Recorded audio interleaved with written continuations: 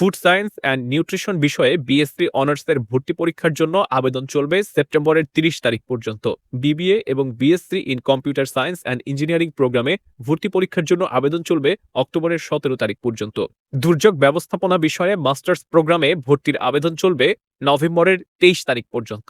MA এবং MSS শেষ পর্বে ভর্তির আবেদন চলবে নভেম্বরের ৩০ তারিখ পর্যন্ত। বিএ এবং বিএসএস ডিগ্রি প্রোগ্রামে ভর্তি চলবে নভেম্বরের ১৫ তারিখ পর্যন্ত।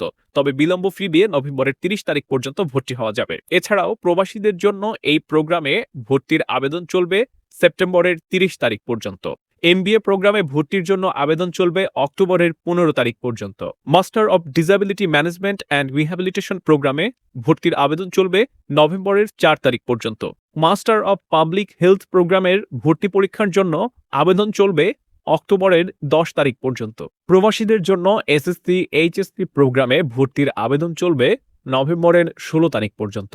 Post graduate diploma in medical ultrasound প্রোগ্রামে ভর্তির আবেদন চলবে অক্টোবরের ৩১ তারিখ পর্যন্ত। ওপেন ইউনিভার্সিটি গাইডলাইন্স পরিচালিত বাংলাদেশ উন্মুক্ত বিশ্ববিদ্যালয়ের সংবাদ নিয়ে এতক্ষণ শুনছিলেন বাউবি ভর্তি খবর।